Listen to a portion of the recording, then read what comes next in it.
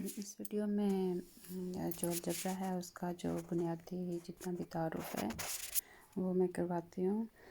Algebra जब भी आप चैप्टर को खोलेंगे तो आपको कुछ चीज़ें ज़रा अलग से नज़र आएंगी, जैसे एक्स वाई जेड। इस फॉर्म में जो चीज़ें होती हैं उसको वेरिएबल्स कहते हैं। वेरिएबल्स या उर्दू में उसका नाम है तगय्युर। तगय्युर का मतलब ये होता है वो चीज़ जो अपनी वैल्यू बदल सकती है, जिसकी मिकदार चेंज हो सकती है, तब्दील हो सकती है। ठीक है, तो एक्स वाई ज़ी ये जो 3 हैं ये आपके पास वेरिएबल्स ही होंगे। और ये जो वेरिएबल वर्ड है ये वेरी से निकला है। वेरी का मतलब है मुख्तलिफ हो सकते हैं या चेंज हो सकते हैं। ठीक है, तो वेरी से ये वेरिएबल्स होते हैं, ये आपने याद रखना है।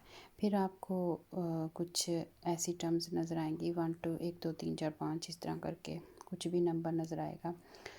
तो दुनिया में किसी भी कोने पर चले जाए 1 2 3 4 5 जो है उसकी वैल्यू सेम रहेगी। तो ऐसे नंबर्स को कहते हैं कांस्टेंट नंबर, ये कहीं बदल नहीं सकते। ठीक है, या ए बी सी डी, ए की वैल्यू ए ही रहेगी, दुनिया के किसी भी कोने में चले जाएं ए ही कहलाएगा, बी ही कहलाएगा। तो ऐसे नंबर जिनकी वैल्यू चेंजेबल नहीं है, कहीं नहीं बदल सकती अपनी वैल्यू को, जो भी होती है अपनी मिकदार को बरकरार रखते हैं, उनको कांस्टेंट्स कहते हैं। ठीक है, तो एक वेरिएबल्स हो गया, एक कांस्टेंट हो गया।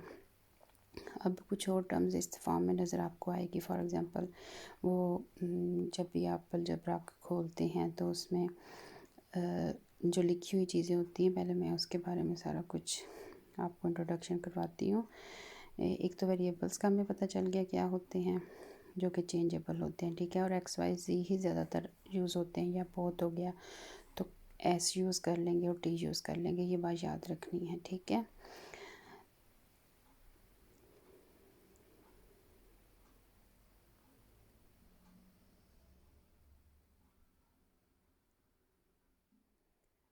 अब ये इक्वेशन बनती कैसे हैं ये मैं आपको बताती हूँ। मिसाल के तौर पर आपने 1 किलो बनाना कुछ कंट्रीज़ में बनाना अकेले जो है किलो के हिसाब से मिलते हैं, कुछ जगह पर दर्जन के हिसाब से मिलते हैं। तो अगर 1 किलो बनाना जो है वो उसकी कीमत सपोज़ कर लेते हैं, हम तसव्वुर कर लेते हैं कि एक्स के बराबर है। ठीक है, तो 3 किलो बनानास अगर आपने लिखना हो तो वो 3x बन जाएगा। और अगर किसी ने 4 किलो बनानास परचेज़ किए हैं तो वो 4x लिख देगा उसको। ठीक है, अब हमें नहीं पता कि जो 1 किलो बनाना है उसकी कीमत क्या है, वो हमने निकालनी है। ठीक है, तो सपोज़ करते हैं कि एक बंदे ने 3 किलो बनाना लिए, एक बंदे ने 4 किलो बनाना लिए, और टोटल जो उसकी कीमत लगी है वो 100 रुपीज़ है फॉर एग्ज़ाम्पल। ठीक है, तो आपने क्या करना है 3 + 4x। अब याद रखें वेरिएबल में ऐड होते हैं, x में ऐड होएगा। तो मैंने उनको ऐड किया और x के बदले 100/7 किया। जब मैं इसको सॉल्व करूँगी तो मेरे पास 1 किलो जो बनाना है यानी कि केले हैं उनकी कीमत आ जाएगी। तो इक्वेशन इस तरीके से बनती हैं। ठीक है, बीच में इनके लिए प्रोसेस हो रहा होता है। अगर आपको x की फॉर्म में नज़र आए तो याद रखें x जो है वो वेरिएबल है, और इस तरीके से इक्वेशन बनती हैं और फिर इक्वेशन इस तरह से सॉल्व हो जाती हैं। ये चीज़ आपने जहन में रखनी है। और याद रखें कि जो x वेरिएबल है वो x में ही जमा होएगा। y वेरिएबल की कोई क्वांटिटी है तो वो y में ही ऐड होएगी, अगर नहीं है तो y को ऐसे ही रहने देना है। ठीक है, तो x जो है ये सेम वेरिएबल हैं, इसलिए उनके जो कोएफिशिएंट हैं वो हम ऐड कर सकते हैं। इनको कहते हैं लाइक टर्म्स, जिनमें वेरिएबल्स सेम हो। 3x और 4x लाइक टर्म्स होंगी क्योंकि उनके वेरिएबल सेम हैं। ठीक है, लेकिन अगर आपके पास इस तरह लिखा हो x वेरिएबल और y वेरिएबल की फॉर्म में हो तो आपने क्या करना है कि ये अनलाइक टर्म्स हैं, क्योंकि एक में x शामिल हो रहा है और दूसरे में y, तो इनको अनलाइक टर्म्स कहते हैं। ठीक है, और अगर आपको इस तरीके से लिखा हो तो आपने याद रखना है कि आपने लाइक टर्म्स को लाइक टर्म्स में ऐड करना है या सब्ट्रैक्ट करना है। अनलाइक टर्म्स ऐड और सब्ट्रैक्ट नहीं हो सकती, तो मैं 4x और 6x को ऐड करके ऐसे लिख दूँगी। तो लाइक टर्म्स में ऐड होती हैं। ये इम्पोर्टेंट चीज़ है अलजेब्रा का बेसिक इंट्रोडक्शन जो है उसके अंदर, ठीक है।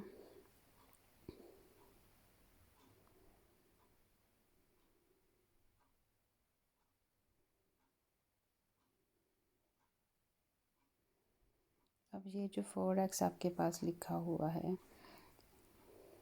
और प्लस c है, तो मैं इसमें आपको बताती हूँ कौन से पार्ट का क्या नेम है। जो भी चीज़ वेरिएबल के साथ मल्टीप्लाई हो रही है, ज़रब खा रही है, उसको कोएफिशिएंट ऑफ वेरिएबल कहते हैं। क्या कहते हैं? Coefficient of variable. वेरिएबल हो गया x आपके पास, 4 कोएफिशिएंट ऑफ वेरिएबल हो गया, और c जो है वो कांस्टेंट है आपके पास, ठीक है। इस केस में वेरिएबल क्या है? y, और कोएफिशिएंट क्या हो गया? 4, क्योंकि वो y के साथ मल्टीप्लाई हो रहा है, ठीक है।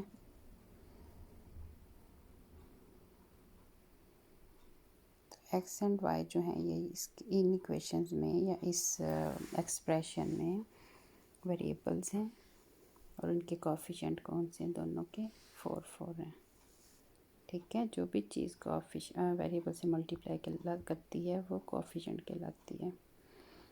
बात आपने याद रखनी है। और ये जो चीज़ c है, हर जगह c ही रहेगा, कांस्टेंट रहेगा, तो इसको कांस्टेंट कहते हैं। यहाँ 1 भी हो सकता है, 3 भी हो सकता है, -4 हो सकता है, -6 हो सकता है, 11 हो सकता है। तो ये कांस्टेंट्स हैं जिनकी वैल्यू हर जगह सेम रहती है, उनको कहते हैं कांस्टेंट्स, जो चेंज नहीं हो सकती, ठीक है। तो ये कोएफिशिएंट क्या होता है? जो वेरिएबल के साथ मल्टीप्लाई हो, ध्यान में रखनी है ये बात। कोएफिशिएंट वेरिएबल से जो मल्टीप्लाई होता है। ये सब बेसिक अलजेब्रिक एक्सप्रेशंस हैं, या इनको अलजेब्रिक सेंटेंसेस कहते हैं, ठीक है। एक्सप्रेशन भी कह सकते हैं, अलजेब्रिक सेंटेंस भी कह सकते हैं। अब अलजेब्रिक इक्वेशन क्या होती है? अगर तो मेरे पास 4x + 6 इज इक्वल टू, मैं लिख दूँ 3 के, मैंने इज इक्वल टू का साइन यूज़ किया है, ठीक है। तो इज इक्वल टू का साइन जब यूज़ हो जाता है तो ये इक्वेशन बन जाती है। कौन सा साइन यूज़ होता है? इक्वल टू का। इक्वल टू से आप याद रखें ये इक्वेशन है, ठीक है। तो ये अलजेब्रिक इक्वेशन बन गई।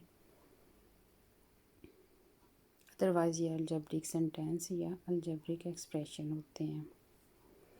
तो ये बेसिक इंट्रोडक्शन अलजेब्रा का है।